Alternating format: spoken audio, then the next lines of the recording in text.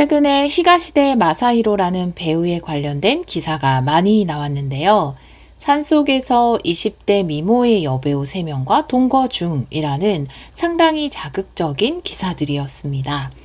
사실 이분은 바람 피우다가 나락으로 간 배우거든요. 그것도 아이가 셋이 있는 유부남일 때 터진 스캔들이었기 때문에 상당히 큰 타격을 받았습니다. 와, 이분 아직 이렇게 사는구나 라는 생각이 들어서 기사와 방송 영상을 좀 자세히 들여다봤습니다. 히가시대는 일본 배우치고는 키가 상당히 큽니다. 189cm이고요. 88년생입니다. 2살 연상의 와타나베 안이라는 배우와 결혼했습니다. 물론 지금은 이혼을 했죠. 와타나베 안이라는 배우는 일본 원로 배우 와타나베 켄의 딸이고 금수저 집안으로 알려져 있습니다. 두 사람은 슬하에 3명의 자녀를 두었고 4년간 팬들에게 행복한 모습을 보여주었습니다. 안도 키가 174이기 때문에 두 사람이 함께 찍힌 사진을 보면 너무 스타일리시하고 멋져 보이네요.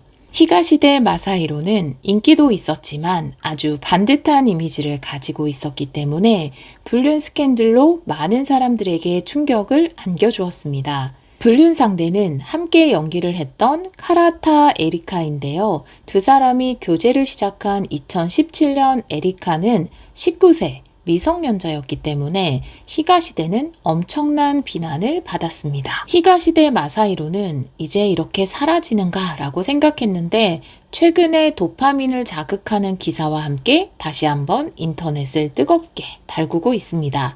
산속에서 3명의 여배우와 동거 생활을 하고 있는 모습은 메자마시에이토라는 프로그램을 통해서 1월 11일 1편, 1월 12일 2편으로 방송되었습니다. 이 방송에 히가시대의 산속 생활 모습이 방영된 것은 이번이 처음은 아닙니다. 1년 전에도 히가시대가 산속에서 사냥을 하며 살고 있는 모습이 방영되었고 그 이후에 이미지가 많이 회복되어서 활동을 이어나갈 수 있었다고 합니다. 실제로 2023년 10월의 스케줄표를 보여줬는데 3일 빼고는 모두 미팅이나 방송, 영화제 등의 스케줄이 있었습니다. 불륜 스캔들 직후에는 정말 일이 하나도 없었다고 합니다. 하지만 산속에서 자연인으로 살아가는 모습이 신기해 보이기도 하고 호감으로 받아들여져서 조금씩 일이 생기기 시작했다고 하네요. 정말 산속에서 거의 반자급자족하는 모습을 보여줬는데요. 총을 쏘고 사냥을 해서 생활을 하고 있었습니다. 아마 스캔들 이후에 자녀들과도 이별을 하고 사람들의 입과 미디어에 오르내리면서 도망가고 싶었을 거예요. 그래서 도망치듯이 산속으로 가서 생활을 하고 모든 것을 내려놓았겠죠. 인생은 아이러니하게도 모든 것을 내려놓았을 때 기회를 주곤 하죠. 히가시대도 모든 것을 내려놓자 꺼진 불씨가 살아나듯 일이 생겨났습니다. 산속에서 생활하는 모습은 우리나라 자연인 아저씨들과 크게 다르지 않았습니다. 덥수룩한 머리와 수염, 야생에서 무엇인가를 잡고 더러운 냄비에 요리를 해서 먹었습니다. 나는 자연인이다에 출연을 해도 전혀 위화감이 없을 모습이었습니다. 그리고 2024년 1월에 방송된 자연인 히가시대. 이제는 혼자가 아닌데요. 3명의 20대 여배우가 함께 출연을 했고 처음에는 놀러 온 것인가 생각했지만 여배우들이 이곳으로 이주를 했다라고 방송 중에 밝혔습니다. 이 발언이 인터넷을 뜨겁게 달구었는데요. 가뜩이나 여자 문제가 많았던 히가시대였기 때문에 여배우 3명과 동거 생활을 하고 있다는 기사들이 쏟아졌고 도대체 히가시대의 마성의 매력이 무엇인가라는 분석 기사까지 등장을 했습니다. 그런데 방송에서는 이쪽으로 이주를 했다라고만 이야기를 했기 때문에 히가시대랑 같이 살고 있는 것인지 아니면 같은 마을에서 살고 있는 것인지 명확하게 나오지는 않았습니다. 야후 기사에서는 미모의 20대 여배우 3명이랑 같이 산다 등의 자극적인 기사와 분석이 난무했지만 이 3명의 여배우는 20대는 맞지만 상당히 수더분한 모습들이었습니다. 방송 중에 PD가 함께 산다고 이야기를 듣고 왜 이곳에서 사나요? 라고 물었습니다. 한 여배우는 웃으면서 즐거우니까요 라고 대답했습니다. 어떤 관계인가요? 라는 질문에 여배우는 우선은 선후배 관계다. 당연하겠죠. 모두 배우니까요. 그리고 사냥을 배우고 있다. 본인도 사냥 시험을 쳤다. 사냥꾼 선배다. 라고 대답했습니다. 실제로 영상을 보면 희가시대가 잡은 사슴을 해체하는 장면이나 미리 잡아둔 멧돼지의 고기를 먹는 장면, 그리고 총으로 새를 사냥하는 장면 등이 나옵니다. 일본에서 이렇게 사냥을 하려면 사냥꾼 시험을 쳐야 한다고 하네요. 그래야 총도 사용할 수 있고 사냥도 할 수 있는 것 같습니다. 여배우들도 능숙하게 사슴을 함께 해체했고 사냥꾼 시험을 준비하고 있더라고요. 희가시대는 여성들과 어떤 사이냐라는 질문에 인간적인 관계다라고 대답했습니다. 제가 보기에는 약간 분위기가 미묘했는데요. 이건 제 내피셜이지만 3명 중에 유독 말이 없는, 그리고 전부인 안과 좀 닮은 듯한 이미지를 가진 이분이랑 뭔가 있지 않을까라고 추측을 해봤습니다. 이 이상은 언급하지 않아서 진짜 네 사람이 우정으로 살고 있는지, 그 안에 우정도 있고 사랑도 있는지는 알 수 없었습니다.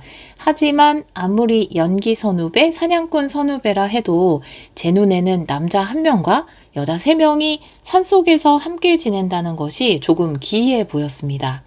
그리고 3명의 여배우는 마치 희가시대의 팬클럽 같은 모습이기도 하고, 희가시대가 여성들의 스승 같기도 하고, 교주 느낌도 아주 살짝 들고 그랬습니다. 남성으로든 선배로든 희가시대의 어떤 면이 좋아서 옆에 붙어 있는 거겠죠?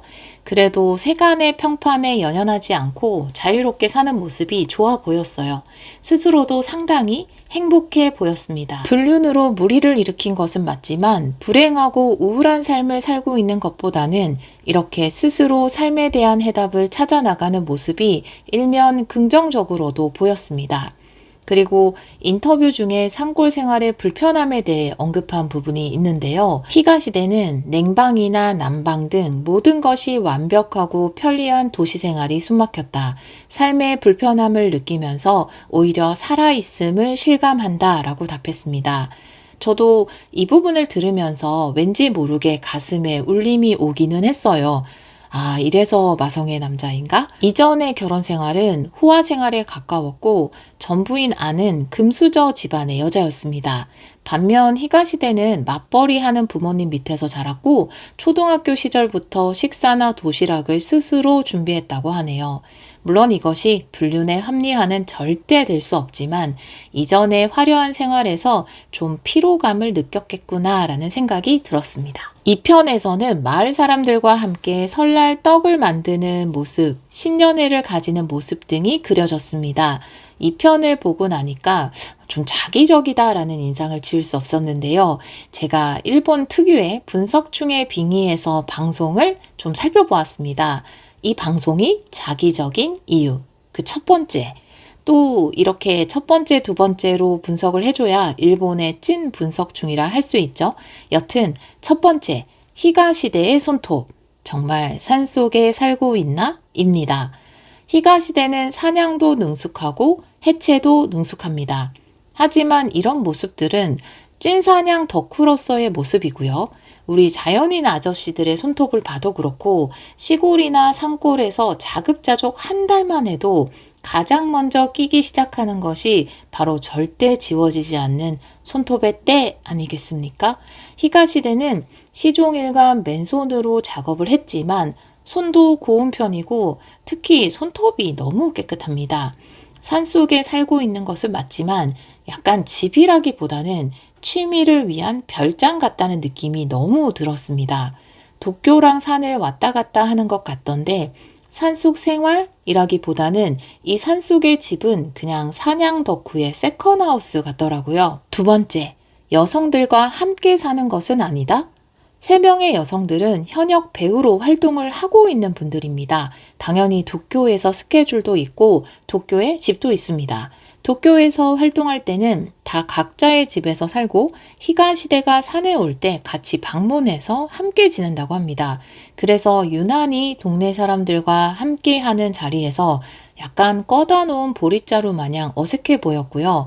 희가시대 응원단 혹은 팬클럽 같은 모습으로 자리를 메꾸고 있다라는 인상을 받았습니다. 세 번째, 동네 사람들과 희가시대. 지금 내가 일들을 보고 있나요?